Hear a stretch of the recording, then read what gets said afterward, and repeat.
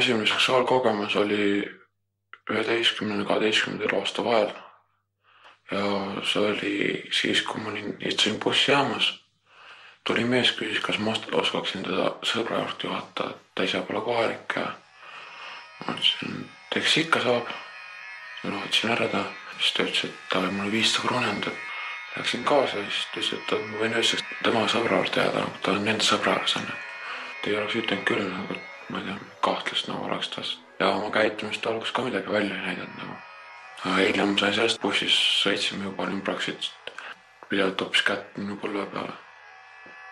Ülespoole üritas ka. Laps võiks olla hästi tähelepanelik niisugustel juhtudel, kui ta täiskasvanuga suheldes tunneb ennast ebamugavalt. Siis see on nagu märk, et kõik ei ole korras. Ta peaks nagu usaldama seda oma sisetunnet. Kui täiskasvanu mingisugune kas siis sõnaline väljendus või puudutus või mis iganes muu tegu või lähenemine muudab tema olemise ebamugavaks. Ta ei tea, kuidas olla. See on nagu märk, et sellest inimesest tuleks kaugele minna ja eemale hoida. Siis kui me bussist maha läksime, et tema sõbra poole kõndisime, mul ei olnud võimalust joasta, sest ta oli kramplikult mu käes kinni. Kui mul pole mitte mingit võimalust joasta ära. Kui korterisse sisse läksime, sõber läks magama, siis sõber ütles, et te peate ka aega peale ühe voodi ära jagama, siis rohkem voodid ei ole nagu külaliste voodi ainult üks. Ja siis ma pidin enda kõrval magama, siis ta hakkas mind igalt moodi näperdama ja käsiks suu, et mul ei ole mitte mingit võimalust. Karjumisel polnud ka mõtet, sest seal ei ole mitte kedagi ümbruses. Seda juhtub üsna sageli, et täiskasvanud inimene ähvardab last. Kui mees on vägivaldne seksuaalselt, ta võib olla vägivaldne ka füüsiliselt, ta võib lihtsalt peksa anda.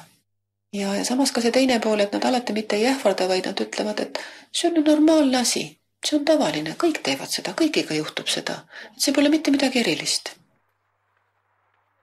Hommikul üles ärgates, siis ütles kõigepealt see mees, et läheme panka, et ma annan seda raha ära. Ta võttis endale 500 krooni ja andis mulle 500 krooni ära. Siis ma ütlesin, mul on vaja korraks ära käia. Ja siis ma läksin, tegin ta peale avalduse politseis. See oli esimene, mis muga juhtus. Selleks, et selline tegevus lapse suhtes lõppeks, lapsel olema ka julgust sellest rääkida. Enamasti vestleme me lapsega siin diivanil istudes ja juttu me salvestame videosse, et laps ei peaks oma ütlusi pidevalt kordama. Meil on olemas anatoomilised nukud, kellel on ka kõik sootunnused olemas. Laps saab siis näidata, kus teda on katsutud ja kuhu võib olla sõrm pistetud või näiteks suguelund. Selle nuku mõte ongi lihtsalt lapsele teha kergemaks seda rääkimist, mis temaga on juhtunud. Me saame kasutada ka joonistusi. Meil on olemas tüdruku ja poisi kujutised. Mõni laps on teinekord joonistanud need kehaosad ära värvinud näiteks, kus teda on katsutud või haiget tehtud.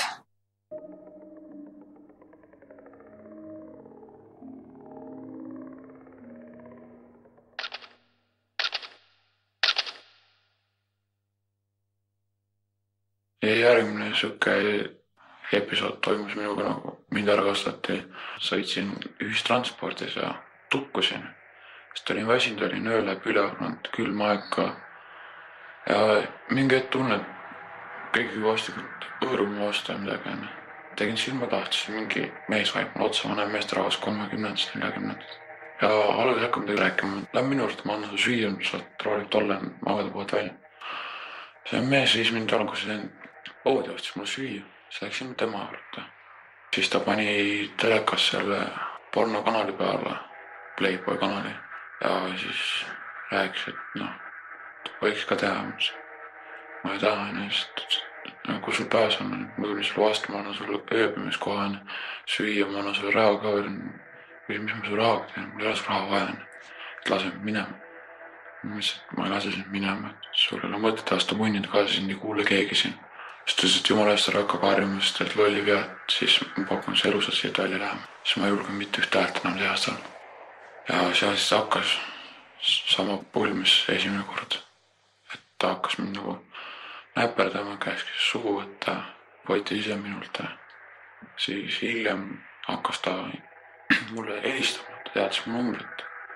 Hakkas helistama, siis kui ma ütlesin, et ma ei viitsi kokku saada, on tegemist. Siis ta ütles, et ta pean su ema vanemad üles otsima, rääkima, mis teed, et oled siuke pede poiss.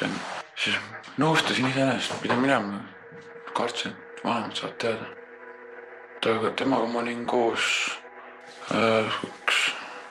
10 korda. Meie praktikast rääkides on seksuaalne väärkohtlemine kestnud aastaid ja ühte ohvrit on ka korduvalt väärkoheldud. Ja iseloomulik pedofiili puhul on just see, et tal on väga palju ohvreid, et ta ei lepi ühe ohvriga. Ühe korra läksin sinna, ma ei helistanud ette talle. Ja siis, kui mu ukse taga olin, läksin ukse keerati ukse peale. Ütlesid, võid sisse tulla. Ma nägin, kui mina läksin sinna tema tuppa, ta tuppa. Siis üks poiss jooksis suurest toast välja, läks minema. Ta vahepeal päris kas ma olen sõpra, mõtlesin, ta ei ole nii noor, nagu sina tahad. Kui sul nooremaid sõpru poisse leidab, siis võid tuua neid siia. Mõtlesin, et sinu juurde ma ikka ei tooks neid. Ta üritas mulle ajas moosi ütta, et ma läks tema juurde elama. Mõtlesin, see jääb iga hinnast ära, mul kas surre sinu juurde ma elama ei tule. Soovid armastada naist, aga see on natuke imelik, kui sa meest armastad. Ja mina sind ei armasta esiteks. Siis ma läksin ära tema juurest. Politseis mees avalikult tunnistas et tal meeldivad poisid, et ta tunneb ennast poiste seltskonnas nagu omaealistega, ta tunneb ennast hästi ja turvaliselt. Väga sage on see, et pedofiilil ei ole omaealisi sõpru, seepärast ta pöördubki laste poole. Et tal on lihtsam ennast kehtestada ja enamasti ei ole sellisel inimesel ka seksuaalsuhteid omaealisega. Ta kasutabki siis nii-öelda seda sõprussuhet, arendab edasi ka seksuaalsuheteni. Kui juhtub niimoodi, et sa ei taha seda, mida suga tehakse, siis hakka nii vastu, kui suudad ja otsi abi, hiljem võib hullem olla. Tagajärjed võivad raskemad olla. Mida kiiremini selle asjal lõpud, seda parem on. Ega see ainuke rahver ei pruugi olla selle inimesel. Tal võib neid teisi poissele, kes on ka niimoodi, kardavad abi minna otsima. Võib-olla sina päästad niimoodi, kui lähed abi otsima.